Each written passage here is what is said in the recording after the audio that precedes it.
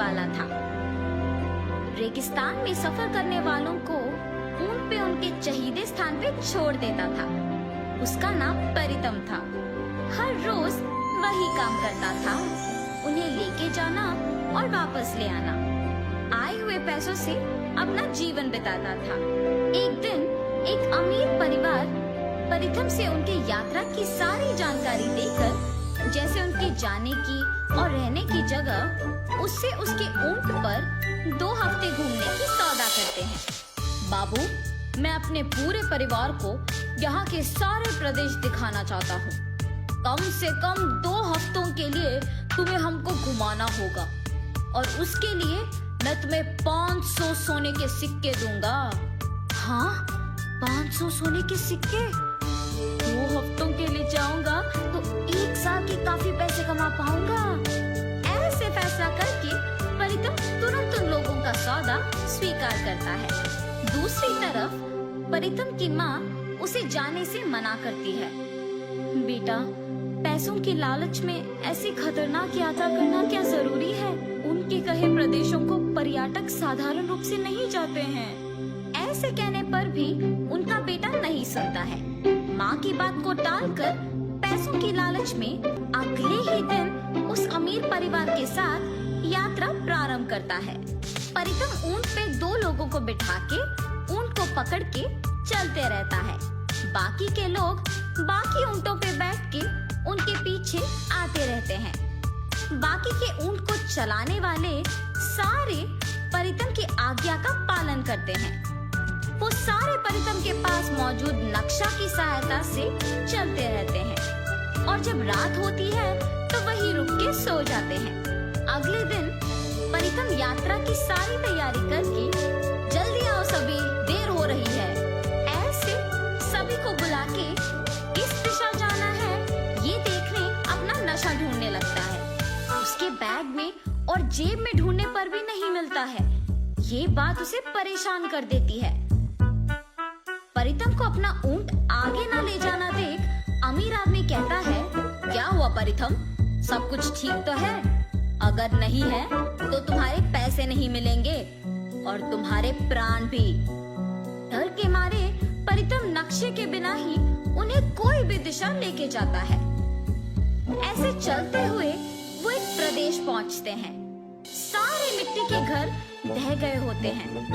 दिखने में भी वो प्रदेश बहुत पुराना था। इन सब से अलग उस प्रदेश में एक बड़ा राक्षस का प्रतिमा था जो बिल्कुल खराब नहीं हुआ। ये सब देख के जब वो परिवार वाले पूछते हैं कि कहाँ है, तो परितम कहता है कि वो एक विशेष जगह पहुँचे। सुनिए सुनिए, अब से पहले मैंने किसी को भी इस विशेष प्रदेश में नहीं लाया, ताकि अब ये देख के आश्चर्यचकित हो जाए। आज हम सबकी किस्मत अच्छी है क्योंकि हम बहुत दूर सफर करके यहाँ पहुँचे। ऐसे झूठ बोलता है। हाँ, ये जगह दिखने में बहुत पुराना है और नष्ट किया हुआ लग रहा है। इसमें क्या विशेषता है? आपके आगे जो प्रतिमा है वो आदमी शहर को चलाता था। ऐसे कहते हुए उस प्रदेश के अंदर चलते हैं। उस शहर में मौजूद चीजों को देख परितम खुद की एक कहानी बनाकर वो ही सबको कहता है और तभी उन पर्यटकों में से एक, हाँ, सच में इस दस्तावेजों में लिखा है कि इस प्रतिमा के आदमी ही इस शहर को चलाता था। ओह, मेरा सोच कभी गलत नहीं होगा और होने भी नहीं दूंगा। ऐसे वो खुद की तारीफ करता है और उस प्रदेश के बारे में कहते रहता है। यहाँ सब कुछ चांदी या लोहा या इस्पत नहीं बल्कि सोने का बना है। ये सुन के पर्यटक कहता है, अरे हाँ, मुझे यहाँ एक सोने का डब्बा मिला है। सोने का डिब्बा? ये प्रदेश कौन सा है? यहाँ के सारे लोग कहाँ गए? ये ऐसे पुराना क्यों हो गया है?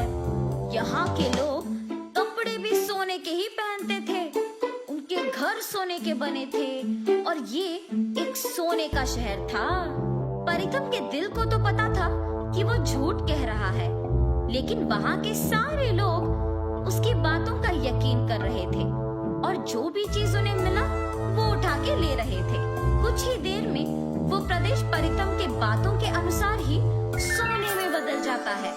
नष्ट हुए मिट्टी के घर पुराने जैसे बन जाते हैं। ये देख पर्यटक और परितम दंग रह जाते हैं। प्रतिमा भी सोने का बन जाता है और चलना शुरू करता है। ये देख सभी वहाँ से भागने लगते हैं और छुप जाते हैं। ओए परिथम, तुम्हारे ही बातों के अनुसार मैंने यहाँ सब बदल दिया, लेकिन सोचने की बात तो ये है कि तुमने जो कुछ भी बोला वो सच है। इस सारी दुनिया में किसी को भी इस प्रदेश के बारे में नहीं पता, तो तुम कैसे जानते हो? यहाँ क्यों आए हो और ये सब कौन है? ऐसे वो प्रतिमा परितम को सवाल पूछता है और तभी उस प्रतिमा से छोटे छोटे भूत बाहर आके वहाँ के सारे लोगों को बंद कर देते हैं। हमें माफ कर दीजिए, हमें इस प्रदेश के बारे में कुछ नहीं पता। मैं सच कह रहा हूँ, मेरा यकीन मानो, मैंने अपना नक्शा खो दिया। इस अमीर आदमी के धमकाने की ही वजह से मैंने बिना सोचे कोई भी रास्ता को चुन लिया और वो रास्ता हमें यहाँ तक ले आई और कोई प्रदेश भी नहीं दिखाई दिया, इसीलिए हम यहाँ आ पहुँचे। 300 साल से कोई भी इस प्रदेश तक पहुँच नहीं सका, तो तुम्हें ये कैसे मुमकिन हुआ? आके हम सबको जगाया तुमने। तुम्हारा अब क्या करें? तुम सबकी जान ही हमारी तोहफे होंगे।